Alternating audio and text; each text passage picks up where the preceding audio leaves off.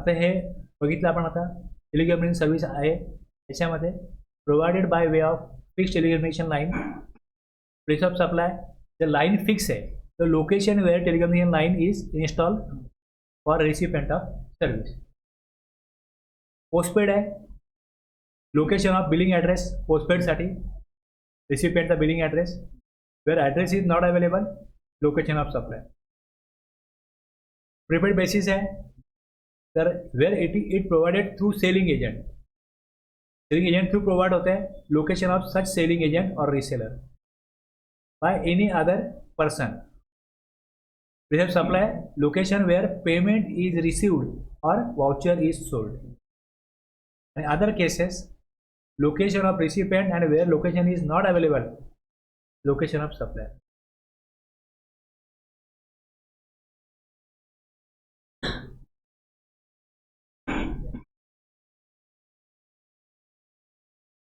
आता बँक पण आहे बँकेला आपण प्रत्येक स्टेटमध्ये रजिस्ट्रेशन घ्यायला लागतं.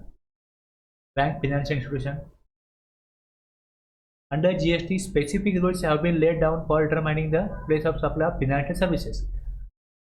Knowing how to determine the place of supply is very important to ensure that the correct tax is charged on a supply. Banking and insurance.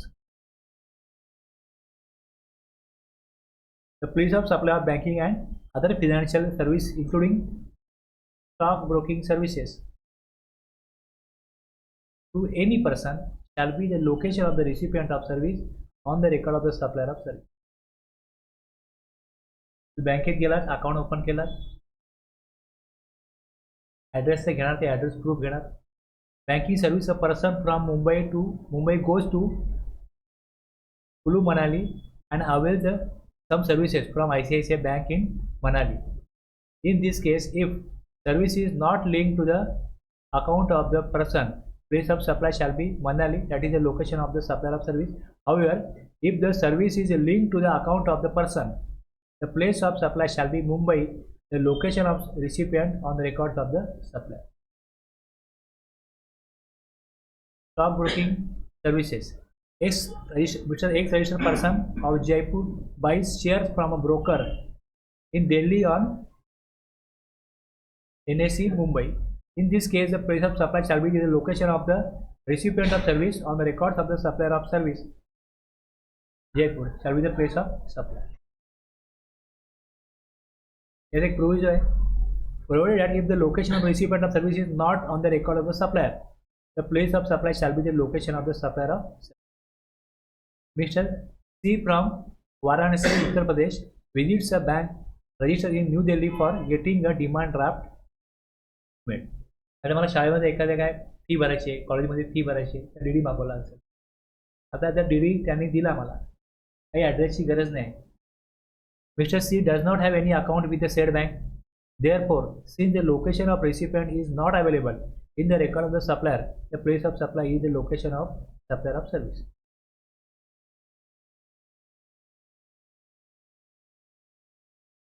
Insurance service.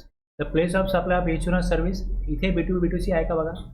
Registered person आहे be the location of the such person आणि a person other registered person the location of service location of the recipient of service on the records of the supplier of service. Allen Fire Insurance Corporation registered in Uttar Pradesh provides fire insurance services to Ganesh Hardware registered in Uttar Pradesh. Supplier Uttar Pradesh, place of supply Uttar Pradesh, interstate supply CGST. Insurance कंपन्यांना पण सगळ्या स्टेटमध्ये registration घ्यायला लागतं. Allen Fire Insurance Corporation registered in Uttar Pradesh provides the fire insurance services to a Ramdev Electricals and Hardware stores registered in Uttar Pradesh. Place of supply Uttar Pradesh, interstate supply CGST agency. Advertisement services to the government. आता government जेव्हा advertise देते समजा central government आहे त्यांची कुठली advertise आहे त्यांनी कुठली काय स्कीम केली बनवली तर त्यांना सगळ्या स्टेटमध्ये ॲडव्हर्टाईज द्यायला लागतं सेंट्रल गव्हर्नमेंटला. आता place of supply of advertisement service to central government असो स्टेट गव्हर्नमेंट असो स्टॅट्युटरी बॉडी लोकल अथॉरिटी म्हटलं तर लोकल अथॉरिटी म्हणजे panchayat, municipality, municipal committee, cantonment board, regional council, district council, development board, regional council, हे वेगवेगळी नावं आहेत वेगवेगळ्या राज्यांमध्ये. काम तेच करतात. आपल्याकडे म्युन्सिपालिटी आहे, तिकडे कंटोनमेंट बोर्ड आहे, राजस्थानला, कुठे मध्य प्रदेशला, तर त्यांचं काम तेच आहे, पण तिथे तेच नाव प्रचलित झालं. लोकल अथॉरिटीचं काम ते आहे.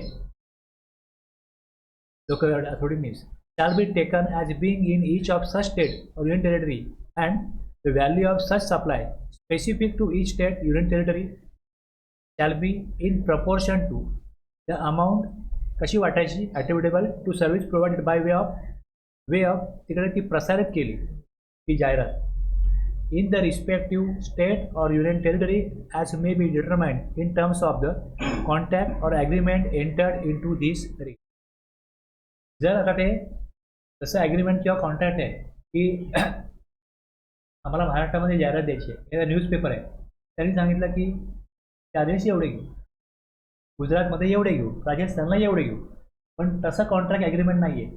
लमसम 3 स्टेटमध्ये जाहिरात द्या. ॲम्सॅम इंडियाची जाहिरात त्यांचे जे काय पेपर असतील तिन्ही स्टेटमध्ये दिली आणि लमसम चार्जेस घेतले, absence of such contract agreement. मग त्याचा रूल 3 प्रमाणे त्याचं काय होईल, वाटणी होईल की एकूण अमाऊंट दिली त्यातली प्रिसर्व सप्लाय कुठल्या राज्यामध्ये किती झालं. मग त्याचा बेसिस काय असेल, जर ॲग्रीमेंट किंवा कॉन्ट्रॅक्ट नाही आहे मग रूल 3 प्रमाणे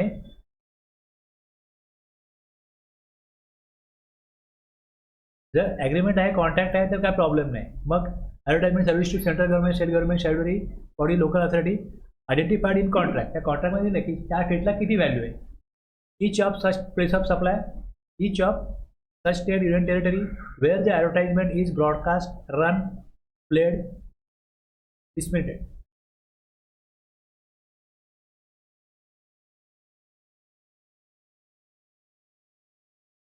आता हे एवढे प्रकार आहेत ॲडव्हर्टाइजमेंटचे. Advertisement in newspaper publication, through printed material like leaflet, pamphlet, diaries, calendar, hoarding, trains, advertisement on the back of the utility bill और ऑइल बिल आहे ना वेगळं टॅक्सचं बिल त्या मागे, advertisement on railway ticket, advertisement on radio station, advertisement on television channel, advertisement on cinema hall, advertisement on internet. It is deemed that such service is provided all over India. तर एवढ्या ह्याप्रमाणे त्यांनी दिलेलं आहे कशा प्रकारे ॲडव्हर्टाइजमेंट होईल. Advertisement through SMS, एवढं वाचा, त्यात दिल्याप्रमाणे आहे. आपण काय काय बघितलं, preserve supply, immovable property,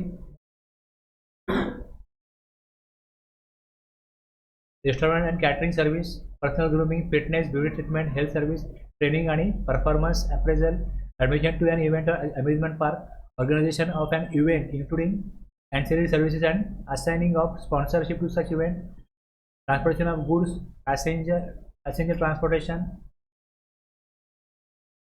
services on board conveyance, telecommunication service, banking आणि financial services including stock broking, insurance service आणि advertisement service. ह्या जर असतील तर प्लेस ऑफ सप्लाय ज्याप्रमाणे सांगितलं आहे त्याप्रमाणे येईल. अदरवाईज डिफॉल्ट रूल जो आहे तो फॉलो करायचं.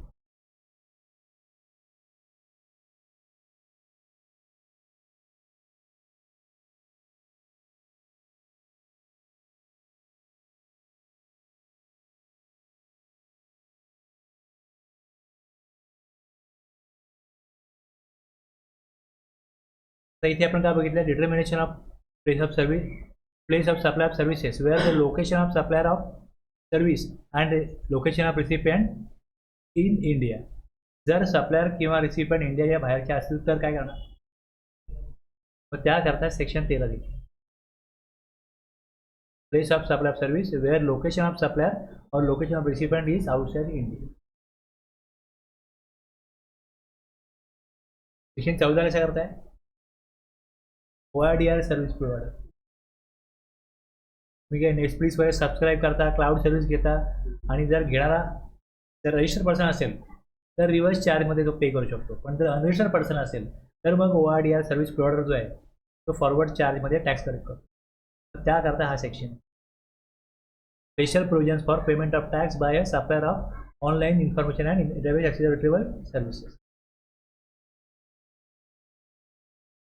आपण जे पुढे जे आपण रिफंड बघणार आहोत तेव्हा झिरो डेट सप्लायचा कन्सेप्ट जो आहे तो सेक्शन 16 मध्ये, सेक्शन 15 मध्ये काय आहे, refund of integrated tax paid on supply of goods to tourist leaving India, आणि 16 जो आहे तो झिरो डेट सप्लाय. IGST मध्ये एकूण सेक्शन आहेत 25. यातला 20वा सेक्शन काय सांगतो की ज्या आपल्या प्रोव्हिजन सेक्शन CGST ॲक्टमध्ये जो स्कोप ऑफ सप्लाय तोच सप्लाय IGST मध्ये सप्लायचा अर्थ तोच. Composite supply, mix supply, time आणि value of supply, input tax, registration, tax invoice, account record, return, payment, TDS, TCS, हे सगळं ज्याप्रमाणे CGST मध्ये आहे त्याचप्रमाणे तोच अर्थ इथे पण. पण चार्ज ऑफ जो GST येतो तो सेक्शन 9 CGST मध्ये आहे आणि इकडे 5 आहे. जर इंटरस्टेट सप्लाय झाला तर तुम्ही काय बघाल, सप्लाय जो इंटरस्टेट आहे तो इकडे डिफाईन केला आहे. तर त्याप्रमाणे तुम्ही सेक्शन 5 मध्ये बघाल की इंटरस्टेट सप्लाय जो आहे इंटरस्टेट, तर सेक्शन 5 प्रमाणे IGST आहे. आपण आता जे बघितलं ना, प्लेस ऑफ सप्लाय काय आहे, मग इंटरस्टेट आहे काय इंटरस्टेट आहे, मग तो सेक्शन हा लागतो. सेक्शन 5 प्रमाणे इंटरस्टेट सप्लाय होतो. आणि जर तो इंटरस्टेट आहे हे डिफाईन केलं आहे सेक्शन 8 मध्ये, त्यामुळे इंटरनेट सप्लाय असेल मग CGST ॲक्टमध्ये जायचं आणि तिकडे जाऊन सेक्शन 9 बघायचं आणि त्याप्रमाणे CGST येईल आणि स्टेटच्या कायद्याप्रमाणे HGST येईल. पण त्याचा सेक्शन 9 आहे. हा CGST मध्ये पण असेल, हा IGST मध्ये पण असेल, आणि इंटरस्टेटचा असेल तर मग हे बघायचं. कळलं ना, दोन्ही ॲक्ट कळले ना, CGST आणि IGST.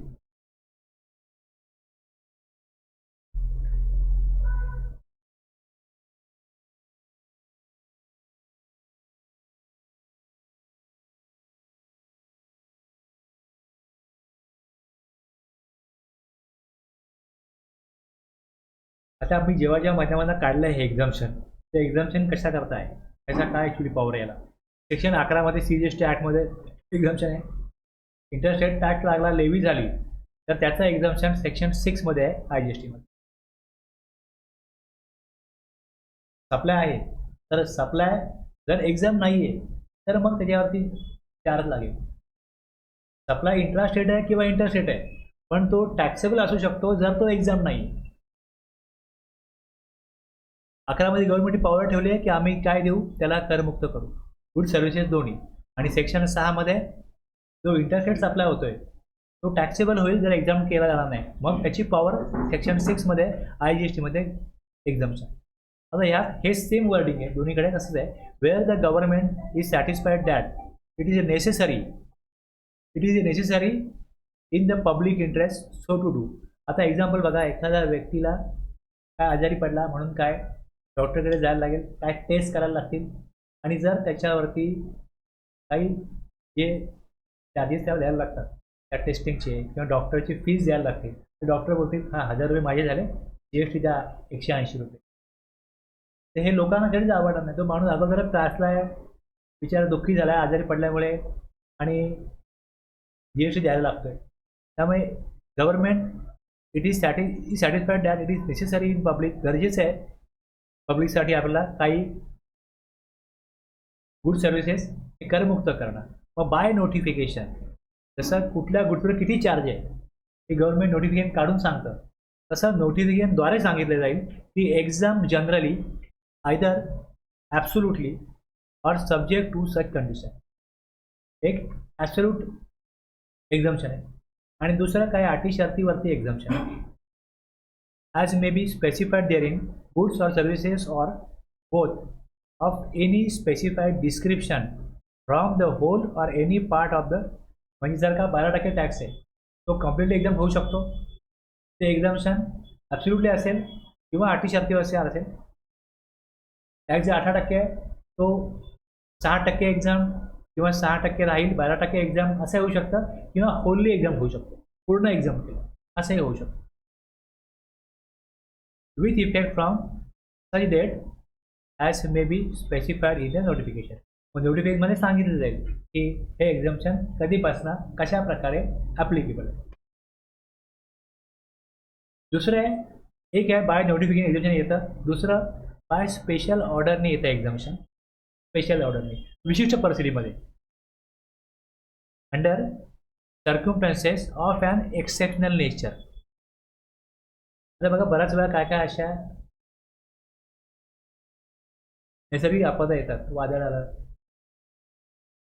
पूर आला, अशा परिस्थितीमध्ये सरकार प्रत्येक वेळेस लोकांना मदत देत नाही, त्यांच्याकडे तेवढा फंड नसतो.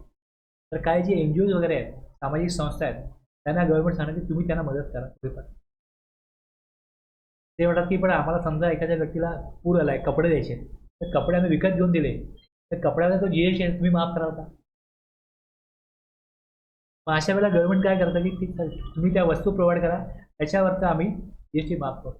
मग त्यावेळेस तशा प्रकारची त्या परिस्थितीमध्ये एक्सेप्शनल नेचर अपवादात्मक परिस्थितीमध्ये स्पेशल ऑर्डर काढून तो GST माफ करा. तुम्ही कोणाकडनं गुड्स घेणार, मग ह्या व्यक्तीकडनं घेणार, मग ते काढतात एक स्पेशल ऑर्डर की आता ह्या डेटला हे तुमच्याकडनं पैसे घेतील, तुम्ही यांच्याकडनं GST घेऊ नका, एक्झाम केलेलं आहे.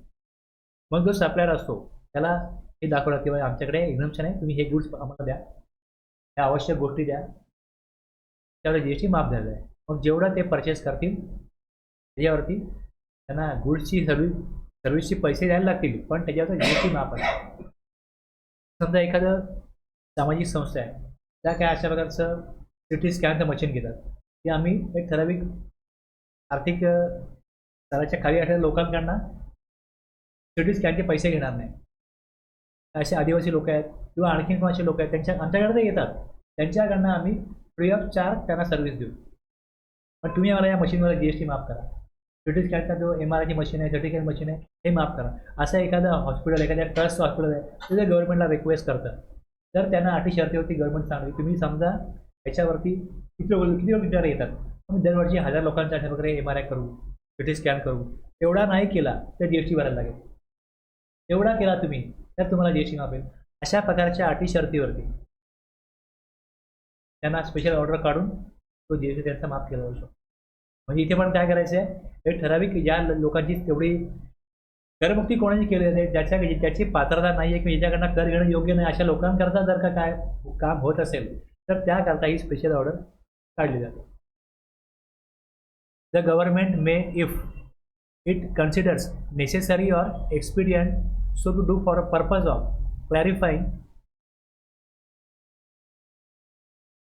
The scope or applicability of any notification. आता नोटिफिकेशन जेव्हा येतं त्यामध्ये अशा बऱ्याच एंट्री येतात. त्या एंट्रीमध्ये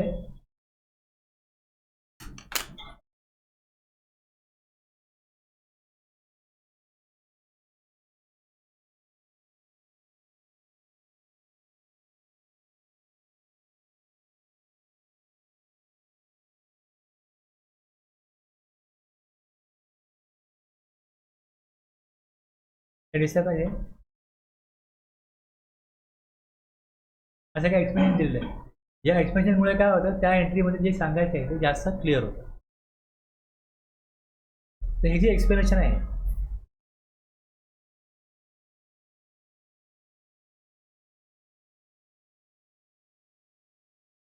दिसतंय.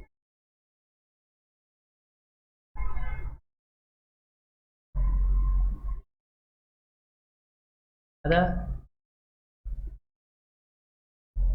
घर भाड्याने दिलं गेलं तर याच्यावर GST येईल की नाही, हा सप्लाय ऑफ सर्व्हिस आहे की नाही, हा सप्लाय ऑफ सर्व्हिस आहे. समजा एखाद्या माणसाची 10-12 एखाद्या माणसाने एक बिल्डरला आपली जागा दिली आणि सांगितलं 100 फ्लॅट बनवा, 50 तुमचे 50 माझे. आता 50 फ्लॅटचं काय करणार, भाड्याने देणार ना. आणि जर तो 40 फ्लॅट भाड्याने देतो तर त्याला वर्षाला 20 लाखाच्या वरती भाडं मिळणारच आहे, एवढे फ्लॅट भाड्याने दिले तर. मग जर ही सर्व्हिस त्याने दिलेली आहे, ही जर का एक्झाम नाही आहे तर मग टॅक्सेबल होईल. थ्रेशोल्ड लिमिट जोपर्यंत ॲप्लिकेबल होत नाही तोपर्यंत तो टॅक्सेबल, त्याला रेशन घेण्याची गरज नाही. पण त्याला केव्हा ना केव्हा थ्रेशोल्ड लिमिटचं ॲप्लिकेबल झालं वर्षभरामध्ये. आता ही सर्व्हिस आहे, services by renting of residential dwelling for use as residence except where the residential dwelling is rented to register person. म्हणजे हे अपवाद काय म्हटलं, कोणाला हे एक्झाम्पशन कोणाला ॲप्लिकेबल नाही. हे एक्झाम्प्ट आहे, are exempt. Okay. Services by way of renting of dwelling for use the residence are exempt. ही सर्व्हिस एक्झाम्प्ट आहे, पण कोणाला एक्झाम्प्ट नाही आहे. Where the residential dwelling is rented to register person. हे जेव्हा अपवाद आला, ही नोटिफिकेशन काढली आणि हे 18 जुलै 2022 पासून गव्हर्नमेंटने काय केलं की जर कंपन्या आहेत, पार्टनरशिप फर्म आहेत, हॉटेल्स आहेत, त्यांचे जे नोकर आहेत जे वेगळ्या राज्यातून आले, हॉटेलमध्ये काम करतात, त्या कंपनीत काम करतात किंवा लेबर आहेत, त्यांच्याकरता ती कंपनी पार्टनरशिप फर्म त्या नोकरांना राहायला जागा देते. तर आणि तो जो खर्च आहे त्याच्या राहण्याचा, तो बिझनेसचा खर्च म्हणून तो रेकॉर्ड केला जातो. तर त्याच्या वेळेस ते घरचं भाड्याने घेतलं रजिस्टर पर्सननी. आता हे स्वतः ते राहत नाही आहे, त्याच्या बिझनेस पर्पज ते वापरतोय. तर मग असं ड्युरिंग जे असेल ते यूज केलं जाते राहण्याकरताच, पण रजिस्टर पर्सन जेव्हा ते यूज करतो बिझनेससाठी तेव्हा त्याला एक्झम्पशन नाही, त्याला GST भरायला लागेल. अशी एंट्री केली तेव्हा खाली जे एक्सप्लेनेशन आहे हे काय सांगतं, for the purpose of exemption under this entry shall cover services by way of renting of residential dwelling to register person where. केव्हा आहे हे exemption, the register person is proprietor. जर तो प्रोप्रायटर आहे ऑफ अ प्रोप्रायटरशिप कन्सर्न आणि rents the residential dwelling is in his personal capacity for use as his own residence. आता एखादा व्यक्ती इंडिव्हिज्युअल आहे, तो त्याच्या फॅमिली करता, स्वतः करता, राहण्याकरता ती जागा वापरत असेल तर त्याला एक्झम्पशन आहे. रजिस्टर्ड पर्सन जरी असेल, इंडिव्हिज्युअल आहे, त्याचा बिझनेस आहे, GST नंबर आहे, पण तो घर वापरतो, रेसिडेन्शियल ड्वेलिंग वापरतो त्याच्या राहण्यासाठी, तर त्याला एक्झम्पशन आहे. मग तो या एक्सेप्टमध्ये येत नाही. Such renting is on his own account and not that the proprietorship concern. हे तो आपल्या बिझनेसचा खर्च म्हणून या घराचं भाडं दाखवत नाही आहे.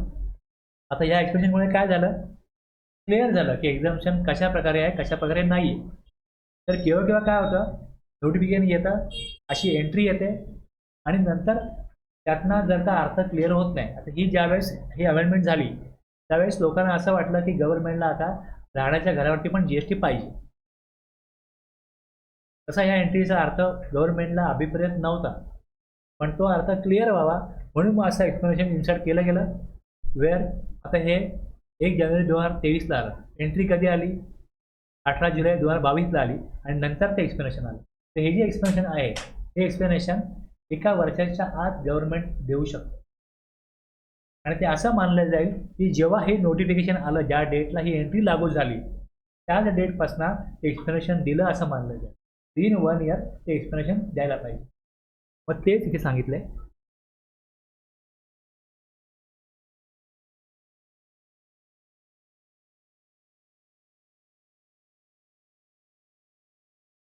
अकरा 1 मध्ये 11(2) मध्ये insert an explanation in such notification or order as the case may be by notification at any time within 1 year of issue of the notification under section 11(1) or order 11(2), and every such explanation shall have effect as if it is had always been the part of the first such notification. जेव्हा पहिले आलं तेव्हाच explanation आलं असं त्यात मानलं जाईल. For the purpose of this section, where an exemption in respect of goods or services or both from the whole or part of the tax leviable thereon has been granted absolutely. जर कुठलेही conditional नाही आहे, एक्झम्पशन absolute आहे. The registered person supplying such goods or services or both shall not collect the tax in excess of the effective rate on such supply of goods or services or both. आता जर का एखादी goods किंवा service आहे ती मी घेतो, okay, किंवा मी service देतो, समजा ते गुड देतो, ते जर का ॲब्सोल्युटली एक्झाम्प्ट आहे तर मला त्या एक्झाम्पशनप्रमाणेच टॅक्स कलेक्ट करायला लागेल. जर फुल्ली एक्झाम केलं आहे तर मला मग टॅक्स घेता येणार. जर पार्टली एक्झाम्प्ट आहे तर एक्झाम किती आहे, समजा 6% एक्झाम्प्ट आहे 12% टॅक्स घ्यायचं आहे, किंवा 12% एक्झाम्प्ट आहे 6% टॅक्स घ्यायचा आहे, कुठली कंडिशन नाही आहे, तर मग 6% टॅक्स आहे 12% एक्झाम्प्ट आहे, तर 6%च्या वरती मी टॅक्स घेऊ शकणार नाही. केवळ कसं असतं की जर का मी आउटपुट टॅक्स फुल्ली कलेक्ट केला 18%, तर मला ITC पूर्ण घेते. पण जर माझा आउटवर्ड सप्लाय एक्झाम्प्ट आहे, तर मला मग ITCचं अपॉर्चमेंट करायला लागतं, पूर्ण ITC घेता येत नाही. इथे अगोदरच क्लिअर केलंय. जर कंडिशनल नाही आहे एक्झाम्पशन, ॲब्सोल्यूट आहे, तर त्याप्रमाणे तसाच तेवढा टॅक्स कलेक्ट करायला लागेल. चॉईस नाही आहे असं सप्लायरला की नको मला ते एक्झाम्पशन नको, मी पूर्ण टॅक्स कलेक्ट करतो, नाही करू शकत. आता या प्रकारे एक्झाम्पशन गव्हर्नमेंट नोटिफिकेशन काढतं. त्यात काय सर्व्हिसेस, गुड्समध्ये काय कॉम्प्लिकेशन नाही आहे. गुड्स एक्झाम्प्ट तर एक्झाम्प्ट आहे, पण सर्व्हिसमध्ये या प्रकारे अटी शर्तीवरती आपण बघतो. जर का असेल तर नक्की त्याचा अर्थ काय, कोणाकरता एक्झाम्पशन आहे, हे इंटरप्रेट करणं गरजेचं असतं.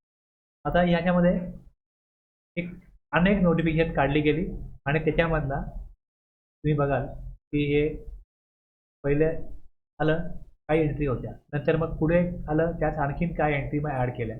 अशा प्रकारे वेगवेगळ्या डेटला अनेक नोटिफिकेशन काढून त्यात काही एंट्री डिलीट केल्या, काही चेंज केला, एक्सप्लेनेशन टाकलं, काही असू शकतं. एवढ्या प्रकारे त्यांनी नोटिफिकेशन काढून एक्झाम्पशन कशाला असेल हे दिलेलं आहे.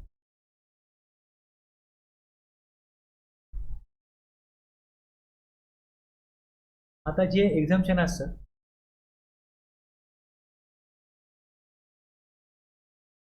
किंवा एक्झाम कसं असतं की स्पेसिफिक ॲक्टिव्हिटीज और ट्रान्झॅक्शन आहे. तर मी तुम्हाला अगोदर बोललो होतो की services by way of transfer of going concern. जो संपूर्ण बिझनेस विकतोय, एक लमसम अमाऊंट घेईल रिसिपेंटकडनं, बिझनेस टेकअप करणाऱ्याकडनं, हे एक्झाम्पशन, ही ॲक्टिव्हिटी केली ते एक्झाम्पशन. याच्यावरती करणारा कोण आहे, घेणारा कोण आहे, परिस्थिती काय, काही बघितलं जाणार नाही. Services by way of renting of residential dwelling for use as residence. Landlord कोणी असो, रेसिपेंट कोणी असो, घर आहे, राहण्याची जागा आहे, ती राहण्याकरता वापरली जाते, भाड्यावर टॅक्स लागणार नाही, एक्झाम. दुसरं, काही ॲक्टिव्हिटीज अशा आहेत, काही अशी ट्रान्झॅक्शन्स आहेत तिकडे सप्लायर कोण आहे ते बघा. म्हणजे गव्हर्नमेंटने सप्लाय केला तर exempt, other than government supply करत असेल तर taxable. Services provided by central government, state government, union territory और local authority where the consideration for such service does not exceed. म्हणजे गव्हर्नमेंटच्या सर्व्हिस असतील अप टू 5,000 पर्यंत, तर त्याच्यावरती टॅक्स येणार नाही, एक्झाम केला. समजा आपण लायसन्समध्ये काढायला जातो, लायसन्स फी आहे 300 रुपये, ड्रायव्हिंग लायसन्स, गव्हर्नमेंट तिथनं 300 रुपये घेतं, तर त्याच्यावरती अप टू 5,000 अशी कुठलीही गव्हर्नमेंटची फीज आहे, काही सर्व्हिस देण्याला गव्हर्नमेंट घेत असेल तर ती एक्झाम केली, मग त्याच्यावरती टॅक्स येणार नाही. 5,000च्या वरती कुठलेही चार्जेस असतील गव्हर्नमेंट सर्व्हिसचे, त्याच्यावर GST येईल. Services by Reserve Bank of India. आता हे स्पेसिफिक कोण सर्व्हिस देणार आहे याच्यावर डिपेंड आहे. सप्लायर तो असेल त्याच्या सर्व्हिसेस एक्झाम. दुसरं, एक्झाम्पशन टू स्पेसिफिक, ह्या कॅटेगरीज पाडल्यात. Exemption to specific recipient. Recipient कोण आहे हे बघा, सर्व्हिस घेणारा कोण आहे. In some cases, exemption is given to specified recipient only. Here, the status of supplier of the activities of transaction becomes immaterial. Supplier कोण आहे बघा, recipient कोण आहे. Example बघा, services provided to central government, state government, union territory under any insurance scheme for which total premium is paid by the central government, state government or union territory. ते हे बघितलं, म्हणजे ही सर्व्हिस कोणाला दिली जाते, गव्हर्नमेंटला. प्रीमियम कोण पे करणार आहे, गव्हर्नमेंट. तर इन्शुरन्स कंपनी GST घेणार नाही, कारण ते एक्झाम आहे. दुसरा, प्रायव्हेट लिमिटेड कंपनी असतील, त्यांनी आपल्या एम्प्लॉईज करता इन्शुरन्स काढला तर तो टॅक्सेबल होईल, पण हे एक्झाम्पशन कोणा करत आहे. मग इथे रिसिपियंट कोण आहे तो महत्वाचा आहे. Services provided to central government, state government, union territory administration under any training programme for which expenditure is borne by the central government, state government or union territory. तुम्हाला अशा काही एंट्रीज सापडतात. आणखीन एक कॅटेगरी अशी आहे की एक्झाम्पशन टू स्पेसिफाईड सप्लायर आणि स्पेसिफाईड रेसिपियंट. सप्लायर पण तो असेल, रेसिपियंट पण तो असेल, यांच्यामधला व्यवहार असेल तरच एक्झाम्पशन. सप्लायर वेगळा, रिसिपियंट वेगळा, ते एक्झम्पशन नाही. Example, services by employee state insurance corporation to persons governed under the Employees State Insurance Act 1948. Services provided by Insurance Regulatory and Development Authority of India to insurers under the Insurance Regulatory and Development Authority of India Act 1999.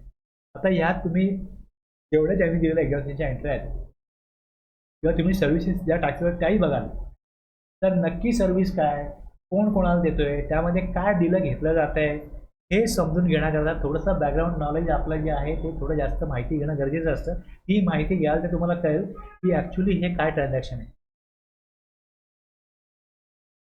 समजा एखाद्याला toll टॅक्सच माहीत नसेल तर त्याला ती एंट्रीच कळणार नाही, यासारखंच आहे ते. समजलं ना काय?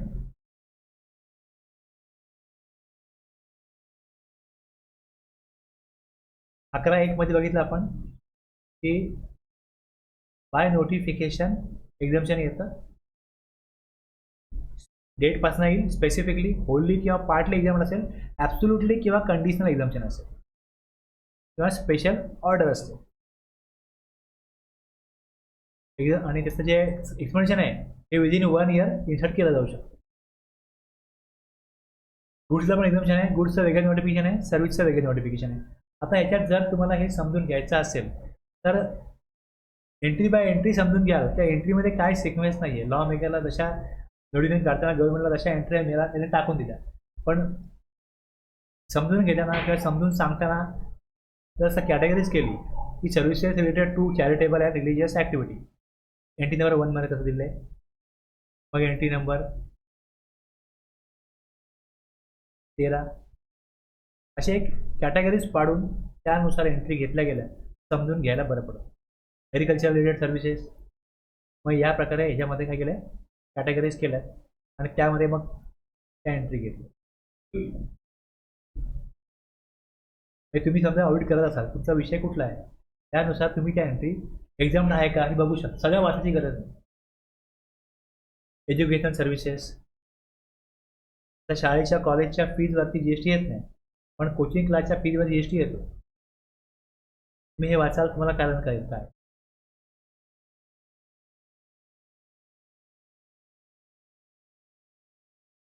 हेल्थ केअर सर्व्हिस, तर हेल्थ केअर सर्व्हिस आहे. आता प्राण्यांचा इलाज होतो, प्राण्यांचा डॉक्टर असतो. Services by veterinary clinic in relation to health care of animal bird, ते एक्झाम केलं. आणि आता services by way of health care services by clinical establishment, हे जो दवाखाना आहे, हॉस्पिटल आहे. ऑथोराइज मेडिकल प्रॅक्टिस, डॉक्टर आहे. पॅरामेडिक्स, डॉक्टरचे असिस्टंट आहेत. आणि services provided by way of transportation of a patient in an ambulance other than those specified in A. आता हे ॲम्ब्युलन्स सर्व्हिस एक्झाम्प्ट आहे, डॉक्टरची सर्व्हिस एक्झाम्प्ट आहे. डॉक्टरचे जे असिस्टंट आहेत, मेडिकल प्रॅक्टिशनर डॉक्टर, त्यांचं हॉस्पिटलमध्ये जाऊन जे काही इलाज केला जाईल त्याची फीज आहे ते एक्झाम्प्ट होईल. आता एखाद्या व्यक्ती बोलतो की मी डॉक्टर आहे, असं होत नाही. मग मेडिकल प्रॅक्टिशनर हे डिफाईन केलं आहे की नक्की मेडिकल प्रॅक्टिशनर म्हणजे कोण. क्लिनिकल एस्टॅब्लिशमेंट हॉस्पिटल म्हटलं तर काय हे डिफाईन केलं. Clinical establishment means hospital, nursing home. आता हे जे डेफिनेशन आहे हे कुठं दिले आहे, जे नोटिफिकेशन आहे त्याच्या खाली त्यांनी जे शब्द वरती वापरले आहेत ते खाली डिफाईन केले.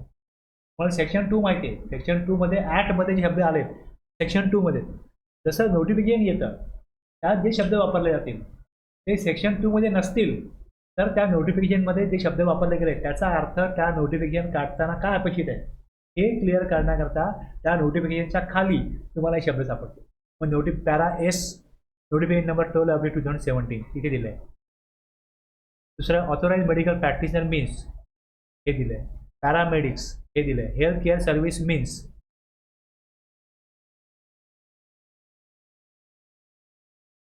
लक्षात ना.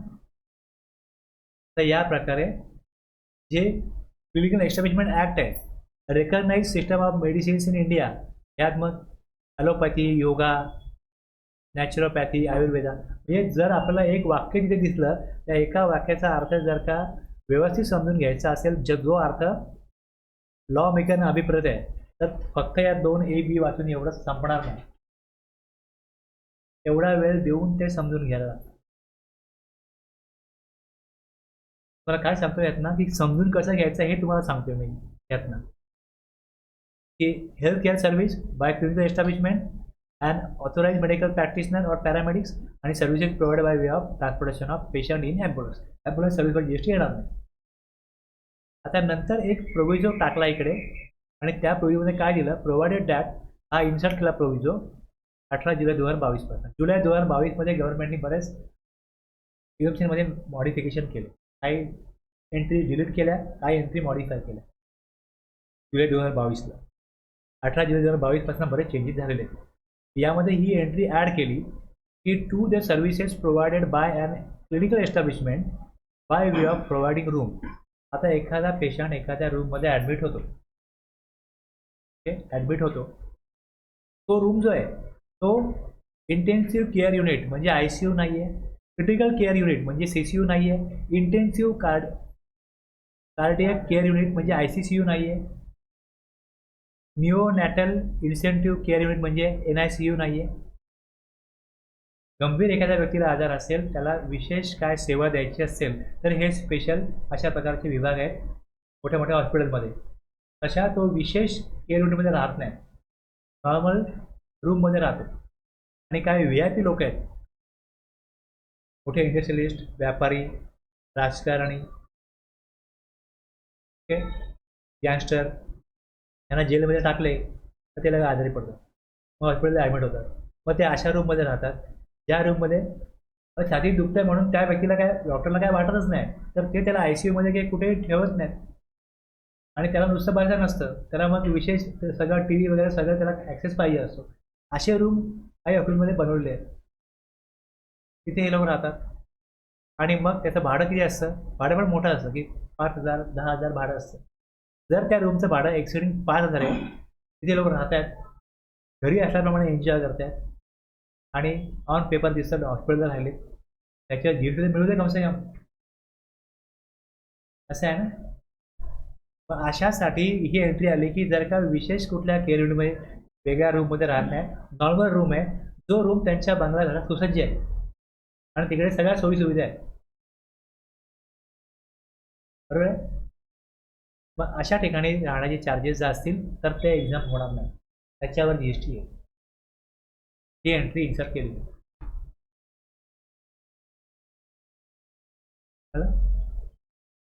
हॉस्पिटलमधला असा रूम तिथे अशा प्रकारचं कुठलीही केअर घेतली जात नाही, पण त्या रूमचं भाडं 5,000च्या पुढे. कोण देईल 5,000च्या पुढचं भाडं, का देईल?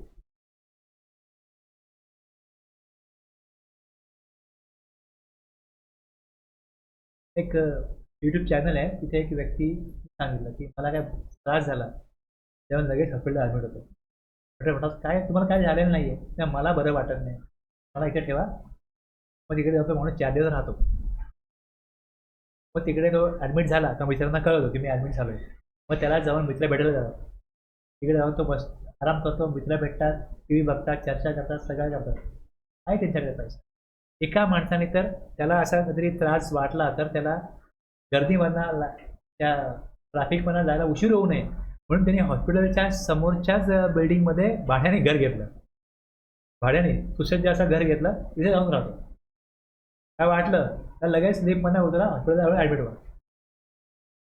असे लोक आहेत. म्हणजे उदाहरणं खूप आहेत अशी की अशा प्रकारे प्रोव्हिजन करण्याची गरज का पडली की ज्यांच्याकडे खूप पैसा आहे, त्यांच्याकडे पैसा द्यायला तयार आहेत, काही होत नाही त्यांना, त्यांच्या मनात कधी विचार आला का त्यांना आजारी पडला का वाटतं आणि पुढे असं वाटतं की आम्ही आता अनसिक्युअर फिलिंग करतोय, व्हा ॲडमिट. मग डॉक्टर येणार, सगळ्या टेस्ट करणार, काय त्यांना काय झालेलं नसतं, पण भीतीमुळे त्यांना काही असं आतून वाटतं फिलिंग, अनसिक्युअर फिलिंग वाटतं, व्हा ॲडमिट, राहा इकडे 4 दिवस, एन्जॉय करा, मित्रांना बोलवा, TV बघा, सगळं करा, मग द्या 5,000 भाडं ते लागते. आठवड्याभर राहिले, काय टेस्ट केल्या, ₹1,00,000-2,00,000 दिले, त्यांना काही फरक पडत नाही. पण असे शेकडो लोक आहेत महानगरामध्ये. तुम्ही अशा जेव्हा एंट्री बघाल आणि आता कसं आहे, मी काय गोष्टी बघतो मी कनेक्ट करतो, अरे हे हां हे असं असं इकडे एंट्री आले ना, हा माणूस बोलतोय ना, हा तिकडे भाडं भरत असेल, आता हा त्याच्यावर त्याला GST लागत असेल, 5,000च्या वरती भाडं गेलं, हा एक्झाम नाही, हे भाडं एक्झाम नाही.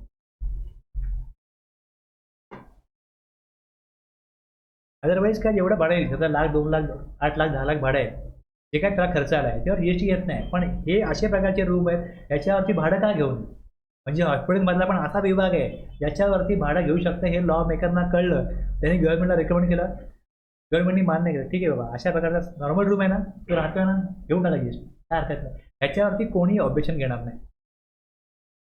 आपले लोक याच्या स्वागत करतील, ही चांगली गोष्ट आहे, चांगली प्रोविजन आहे.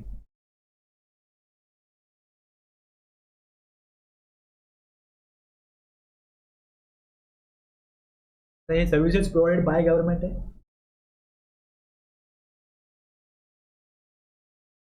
गव्हर्नमेंटच्या कुठल्या सर्व्हिस एक्झाम्प्ट आहेत. आता गव्हर्नमेंटला त्यांनी बिझनेसच्या डेफिनेशनमध्ये इन्क्लूड केलं आहे की गव्हर्नमेंटच्या ॲक्टिव्हिटी पण बिझनेसमध्ये इन्क्लूड आहेत, पण गव्हर्नमेंटच्या काय कुठल्या सर्व्हिस एक्झाम केल्या ते दिल्या आहेत, आणि गव्हर्नमेंटला सर्व्हिस घेतल्या तर कुठल्या एक्झाम्प्ट आहे हे पण दिलं आहे. कन्स्ट्रक्शन सर्व्हिसेस त्यातल्या कुठल्या एक्झाम्प्ट आहे हे दिलं आहे. पॅसेंजर ट्रान्सपोर्ट सर्व्हिस, आता काही ठिकाणी अशा ठिकाणी अरुणाचल प्रदेश आहे, आसाम आहे, मणिपूर आहे, मेघालय आहे, इकडे विमानतळं बनवलीत पण इथनं कोण विमान प्रवास करत नाही. मग तिकडला जर तुम्ही विमान प्रवास तिथे सुरू केला किंवा तिकडे संपवला त्या ठिकाणी, तिकडून तुम्ही प्रवास सुरू करा किंवा तिकडे जाऊन विमानाने तिकडे उतरा जाऊन, तर ते गव्हर्नमेंटने पहिले एक्झाम केलं होतं, कम्प्लिटली एक्झाम, तिकीट तुम्ही कुठलंही काढा. आता ह्यात थोडा चेंज केला की ह्यात काय केलं की इकॉनॉमी क्लास असेल, एअर इन इकॉनॉमी क्लास, आता इथे इकॉनॉमी क्लास शब्द पूर्वी नव्हता, बिझनेस क्लास, इकॉनॉमी क्लास, कुठला पण क्लास असो ते एक्झाम. आता तिकडे बिझनेसमॅन प्रवास करायला लागले आणि ते प्रवास करणारच आहेत, मग त्याचं एक्झाम विड्रॉ केलं आणि फक्त इकॉनॉमी क्लास करता काय केलं, एक्झाम्शन लिमिटेड केलं, मर्यादित केलं. लक्षात. तर अशा प्रकारे तुम्ही वाचाल तर तुम्हाला बऱ्याचशा गोष्टी ह्यातल्या कळतील.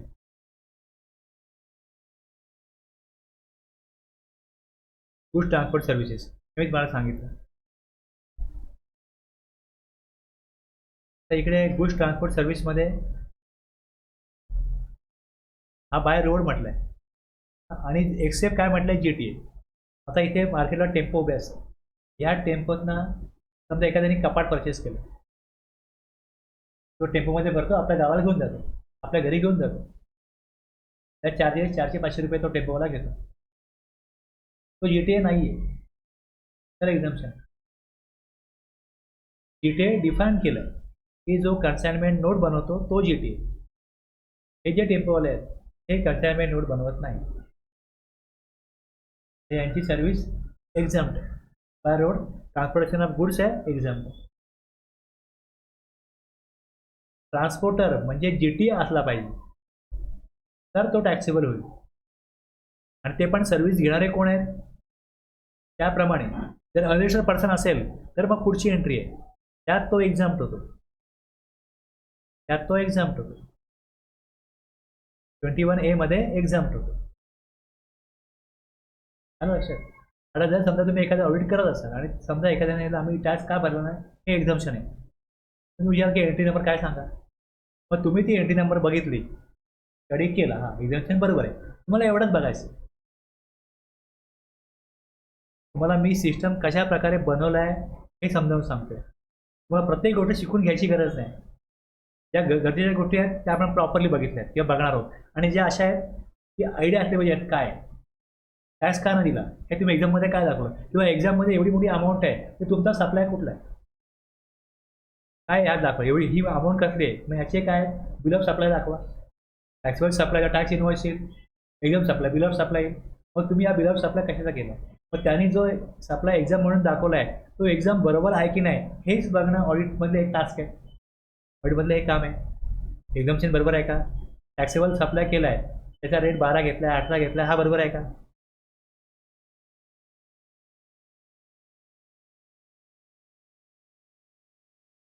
बँकिंग आणि फिनान्शियल सर्व्हिसेस, आता लोनचा इंटरेस्ट आहे, services by way of extending deposit loans advances in so far as a consideration is represented by way of interest. Interest मिळतो बँकिंगकडनं, हा जो इंटरेस्ट आहे service by way of interest, पैसे वापरायला दिले म्हणून कन्सिडरेशन काय इंटरेस्ट आहे, हा एक्झाम्पल आहे. ही सर्व्हिस एक्झाम्प्ट आहे. अदरवाईज इंटरेस्टवरती टॅक्स लागला. ओके, पैसे वापरायला दिले, कन्सिडरेशन काय, इंटरेस्ट द्या. लक्षात. आणि जी फॉरेन इंटरेस्ट इज सेल और purchase of foreign currency among bank authorise dealers. बँकेकडनं ऑथराइज डीलरला करन्सी, मी भारताबाहेर चाललोय, मला डॉलर पाहिजे, पाऊंड पाहिजे, ते ज्यांच्याकडनं घेईन ते बँकेचे कोण असतात, ऑथराइज डीलर असतात. त्यांच्याकडनं आपण बघितलं व्हॅल्यू ऑफ सप्लाय, ती व्हॅल्यू काढली जाते. पण डीलरला जेव्हा बँक पैसे देईल, बँक डीलरला देईल purchase sale of foreign currency, हे एक्झाम्पल आहे. पण एजंटकडनं ज्यावेळेस बाकी पब्लिक घेईल तेव्हा ते टॅक्सेबल आहे. फिक्स डिपॉझिट आहे, सेव्हिंग डिपॉझिट आहे, याचा इंटरेस्ट एक्झाम्प्ट होईल आणि लोनचा जो इंटरेस्ट आहे तो एक्झाम्प्ट होईल. आता याच्यामध्ये अदर दॅन म्हटलंय interest involved in credit card services. Credit कार्डचा इंटरेस्ट टॅक्सेबल. आलं लक्षात. मग तेच खाली सगळं एक्सप्लेन केलेलं आहे. म्हणजे कुठे एक्झाम्पशन आलेलं आहे तर त्याविषयी एंट्री तुम्हाला कळली आणि तुम्ही वाचलं, थोडंसं यावरती स्टडी केला तर तुम्हाला कळेल हा एक्झाम्पशन बरोबर आहे. एकदा वाचणं गरजेचं आहे. एकदा वाचा. हे बघा किती आहेत पाण्यात माहिती आहे का, 38 पानं आहेत. आणि जर हे एक्सप्लेन मी सगळं करत बसलो तर हे 5-6 तास लागतील, एवढं त्यामध्ये आहे. लाईफ इन्शुरन्स बिझनेस सर्व्हिस, कुठल्या कुठल्या गव्हर्नमेंटच्या इन्शुरन्स पॉलिसीज आहेत, इन्शुरन्स कंपन्यांच्या, त्या कुठल्या कुठल्या एक्झाम्प्ट आहेत हे याद दिलेलं आहे. सगळ्या इन्शुरन्समध्ये एक्झाम्पशन नाही आहे, पण त्या दिलेल्या आहेत त्यामध्ये एक्झाम्पशन आहे. General insurance business services, services provide by specified bodies. आता हे जे इथे जे रद्द केलं एक्झाम्पशन, त्याला अशा प्रकारे क्रॉस केले बघा. हे रद्द केलं, कधी रद्द केलं, 18 जुलै 2022ला एक्झाम्पशन विड्रॉ झालेलं आहे. Pension scheme, business facilitator correspondent service, services provided to government, leasing services, legal services. आता लीगल सर्व्हिस घेतली, आता कंपनीने लीगल सर्व्हिस घेतली, त्यांना रिव्हर्स चार्ज आहे. पण अशी कुठली बिझनेस एंटिटी आहे ज्यांचं ॲग्रिगेट टर्नओव्हर थ्रेशोल्डपेक्षा कमी आहे, ॲग्रिगेट टर्नओव्हर बिझनेस एंटिटी आहे, तर मग त्यांना रिव्हर्स चार्जमध्ये टॅक्स द्यायला लागत नाही, रिटर्न घ्यायला लागत नाही. एक person, any person other than business entity, त्याला एक्झाम्पशन आहे.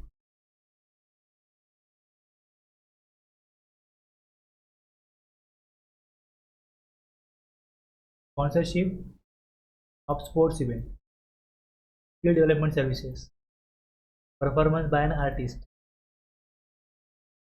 आता आर्टिस्ट कुठल्या प्रकारचा आहे, services by an artist by way of performance in both classical art, हा फॉर्म पाहिजे.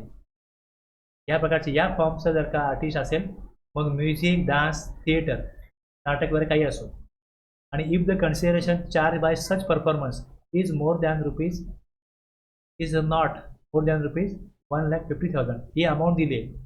इथे कंडिशन आहे की कुठल्या प्रकारचं आर्टिस्टिक परफॉर्मन्स कुठल्या प्रकारचा करतोय, आणि मग म्युझिक, डान्स किंवा थिएटर आहे आणि अमाऊंट अप टू 1.5 लाख असेल, not more than 1.5 lakh. 1.5 lakh आली, तेव्हा जास्त आली तर मग एक्झाम्पशन विड्रॉ होईल. हवेवर exemption shall apply to service provided by artist, तो जर ब्रँड ॲम्बॅसेडर असेल कुठल्या कंपनीचा तर मग हे एक्झाम्पशन ॲप्लिकेबल नाही आहे. म्हणजे हे ॲब्सोल्यूट नाही आहे, हे कंडिशनल आहे.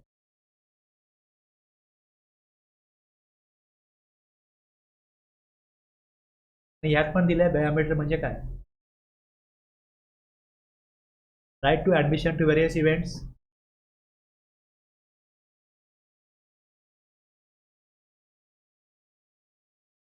समजलं नाही. आता पुढचा आपला क्लास असेल तर आपला इनपुट टॅक्स क्रेडिट हा टॉपिक असेल. आता जे आलेले नाही आहेत त्यांना यायला सांगा, कारण तो टॉपिक तुमच्याकरता अत्यंत महत्त्वाचा आहे. तर मी GSR 1 जसा तुम्हाला क्लिअर करून दिला, आता GSR 3मध्ये जेवढे पॉईंट्स आहेत तेवढे प्रॉपरली क्लिअर करून दिले. स्पेशली त्यामध्ये रिव्हर्सल काय कन्सेप्ट असतो, रिव्हर्सल कशा प्रकारे करायचं त्याचा काय अर्थ आहे. आणि तशा प्रकारे सर्क्युलर हे 2022च्या जुलैपासून आलं की GST 3 कशा प्रकारे फाईल करायचं आणि त्याचा फॉर्मॅट जो आहे तो पण चेंज झाला. तुम्ही जर का GST 3चा फॉर्मॅट बघाल आत्ता कसं आहे आणि तुम्हाला दाखवतो अगोदर कसा होता. थोडा एक मुद्दा लक्षात घ्या.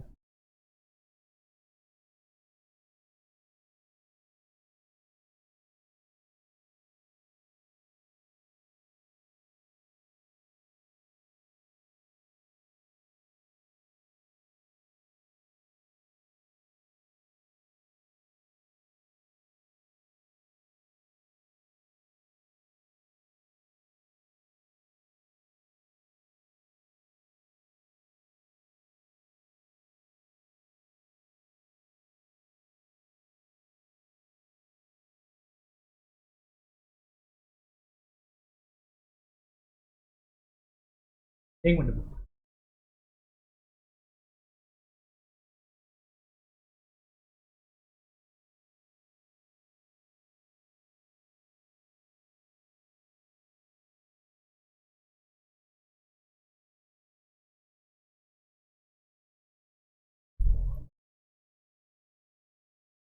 मला दिसते 38, 42, 43, 17, 5 असं पहिले नव्हतं. खाली तुम्हाला दिसतंय ITC रिक्लेम, इथे दिसतंय eligible ITC restricted due to POS rule. हॉटेलला जाऊन मी लॉजिंग पर्पज राहिलो गुजरातला, CGST AGST त्याचा ITC मला इथे मिळत नाही, मग ती अमाऊंट इथे दिसते. तर हे अगोदर असं येत नव्हतं. अगोदर जो फॉर्मॅट आहे GST 3Bचा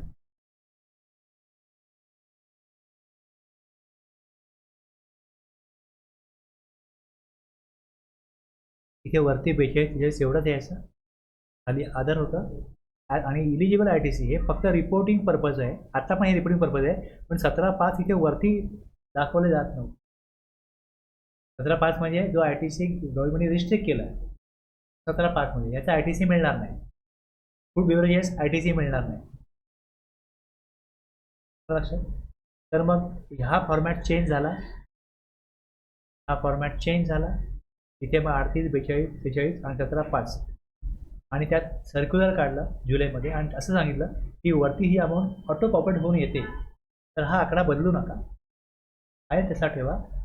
जो ITC इलिजिबल नाही आहे 38, 42, 43 आणि 17.5ला परमनंटली तो ITC मिळणारच नाही असा आहे इथे दाखवा. आणि अदरमध्ये असा ITC ॲप्लाय आहे जो आत्ता इलिजिबल नाही आहे, पुढे घेता येईल.